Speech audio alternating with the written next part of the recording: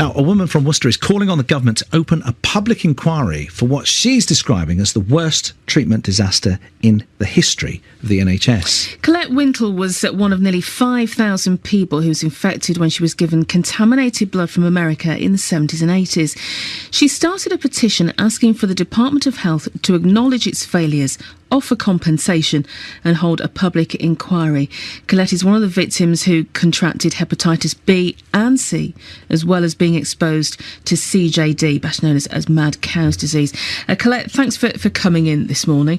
Tell us a bit about why you've launched this petition. Well, I've launched it quite apart from my anger that the government continue to ignore the call for a public inquiry. I believe, if never before, it's really needed now because the government have just sold off our plasma resource company, which is responsible for supplying all our plasma supplies to the UK.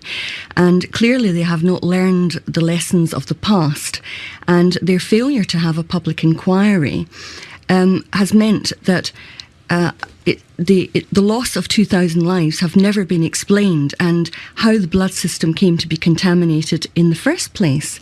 And if I could just remind the public who are listening to this, the reason that our Plasma UK resource company was set up in the first place was because of the government's failure to control and regulate the meat industry, which brought about the BSE tragedy and subsequently new variant CJD, which people were exposed to.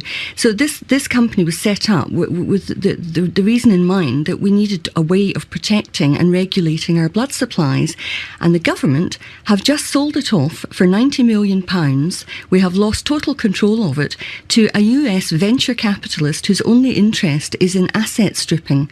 What does that tell you about the government's response to not just 2,000 lives lost, but the potential of putting the public now at risk? And it's a shocking thing to do. Colette, let me just read you a statement from the Department of Health. We did ask for somebody to come and talk to us this morning, a minister from the department, but no one was available. The statement reads, "We realise the unintended and tragic consequences of these treatments have seriously impaired the lives of many people and their families. From 1988, there has been financial support for those who are infected and their families, which has been expanded and improved over the years. We also keep emerging clinical and scientific evidence under review." What would be your reaction to what the government's saying there? Laughable. The financial situation I'll address first. They have not compensated the victims of this, and if they had done so, I would not be sitting here now asking for them to do that.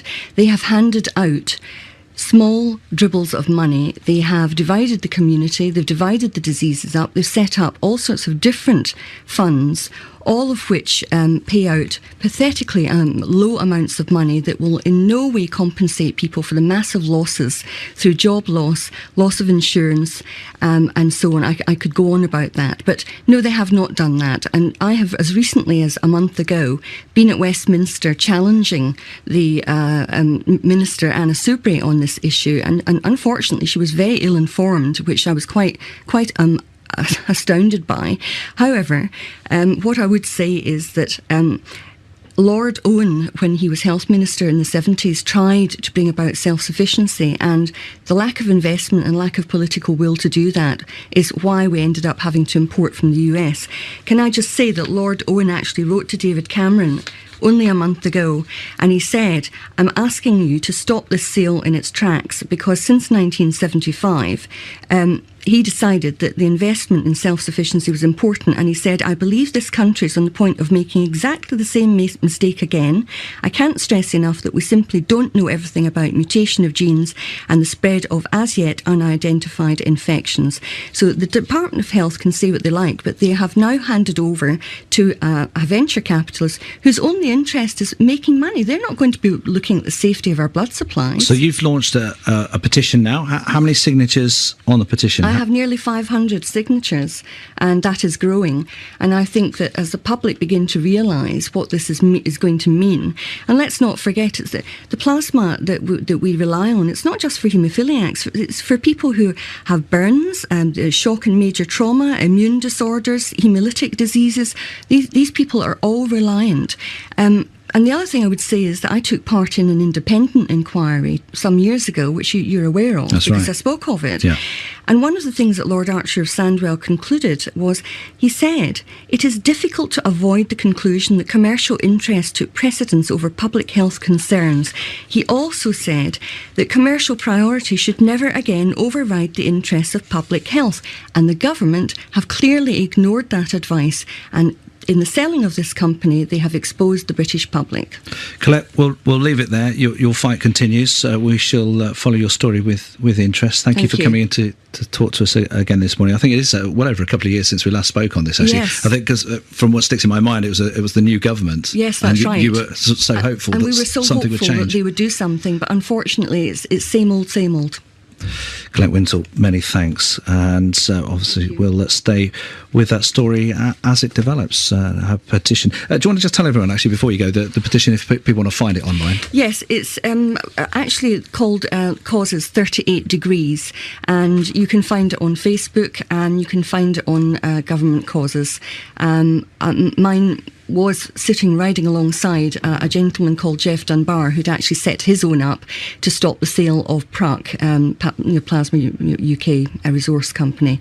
I have edited my campaign, and I have explained to people that it has now been sold. It still doesn't stop people from calling for the government to explain their actions. Colette, many thanks. Colette Wintle. 7:26 is the time.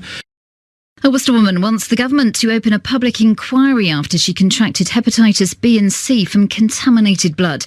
Colette Wintle is among more than 5,000 people who received the blood, which was brought in by the NHS from the United States in the 1970s and 80s. The Department of Health says they realise the unintended consequences have seriously impaired the lives of victims and their families, and there have been financial support for them. But Colette still wants answers. Out of absolute frustration and anger with the government, because yet again there is a complete and total lack of accountability for a scandal that has been swept under the carpet and consistently ignored.